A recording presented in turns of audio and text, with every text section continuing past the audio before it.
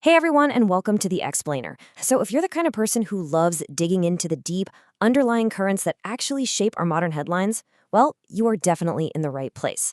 Today, we're unpacking a massive shift. We're talking about the evolution of global power and the frankly messy reality of modernization. Let's just dive right into how the world totally rewired itself after the Cold War. All right, let's kick things off with Section 1, the 1991 unipolar moment. Picture it. It's 1991, right after the Soviet collapse. The dominant assumption back then was that American culture, technology, and capitalism were just completely unstoppable. Like, the idea was that liberal democracy had literally won history, period. But fast forward to today, reality is much, much messier. I mean, China is this absolute global economic superpower. Platforms like TikTok are steering worldwide culture. Religious nationalism is surging across the globe, and democracies are wrestling with some really intense polarization. It's just a completely rewired world from what we expected in the 90s. Which naturally brings us to Section 2, a post-American world. Back in 2008, Fareed Zakaria dropped this really fascinating question. Are we living in a post-American world?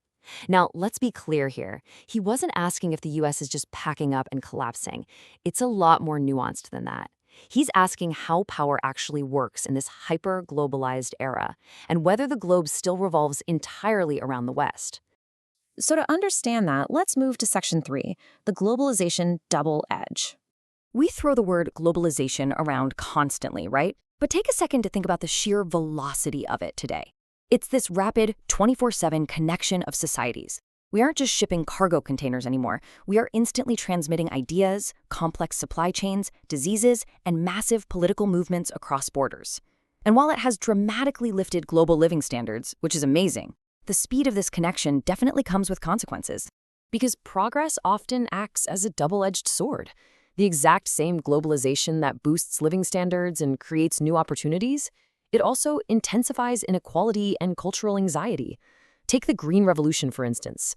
We saw incredible scientific advancements that literally prevented mass famines, an absolute triumph for humanity, but it also sparked severe environmental crises. Or think about modern medicine. We get longer life expectancies, sure, but because we are so intimately connected now, a health crisis like COVID-19 can sweep the entire globe in a matter of days. And that leads to this really tempting misconception. We kind of assume that because we all use the same smartphones or drink the same mass market coffee, our cultures are melting into one giant westernized monoculture. But history proves it's way more complicated than that. We might be drinking the exact same iced lattes, but globalization often triggers a backlash. It can actually strengthen local identities, nationalism, and religious fundamentalism, rather than erasing them. Okay, let's pivot a bit to Section 4, modernization beyond the West.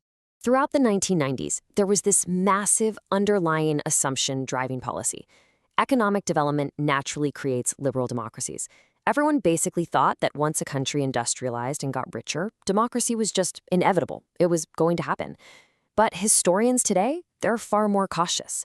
Democracies have expanded, for sure, but authoritarian governments have remained incredibly resilient. In fact, in some regions, economic growth has actually fueled political instability rather than peace. Which forces us to ask a deeply provocative question. Does modernization actually require westernization?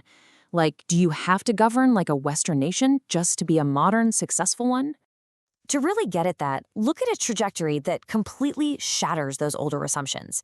The expected Western path dictated that wealth creates a democratic society. But then there's the China path. China aggressively embraced global capitalism, they integrated deeply into the global economy, yet they maintained an authoritarian system without adopting the democratic reforms the West assumed were, a package deal. It undeniably proves that modernization doesn't just follow a single Western track. Let's bring this all together in Section 5, defining a multipolar future. So this is the core debate historians are having literally right now. One camp strongly argues for multipolarity, the idea that power is actively fracturing and being shared among nations like China, India, and other regional players. But the counterargument is continued U.S. dominance. They point out that the United States still holds absolutely unrivaled military, technological, and cultural sway. The real takeaway here? The pie is getting way more complicated. Global power is shifting, absolutely, but a shift doesn't necessarily erase the influence that's already there. And listen, this isn't just some dusty academic theory. Trade wars, fragile global supply chains, climate agreements, migration, the massive race for AI, tensions over Taiwan and the South China Sea. When these topics flash across your newsfeed, they aren't just isolated incidents. You are actually watching these massive historical shifts play out in real time. Decoding this multipolar shift is exactly how you make sense of the daily news. To truly grasp this, we kind of have to flip our entire perspective. Progress is not always democratic, secular, industrialized, and Western. Because modern history has mostly been told through a Western lens, we kind of just assumed that was the finish line for everybody. But religion, local traditions, and cultural identity, they are proving to be intensely powerful driving forces in the 21st century. So as you move forward and process the world around you, keep these questions in your analytical toolkit. Who is actually winning in a globalized world? And who feels left behind? Is a rising power like China challenging the entire global system or just succeeding wildly within it? And does a post-American world mean decline, or does it just mean we're playing on a vastly more complicated geopolitical chessboard? Ultimately, the whole thing comes down to this. Whose definition of progress are we actually using? Whenever you read a headline, challenge the lens through which it's written. Thank you so much for joining me for this explainer. Keep asking those underlying questions, and I'll catch you next time.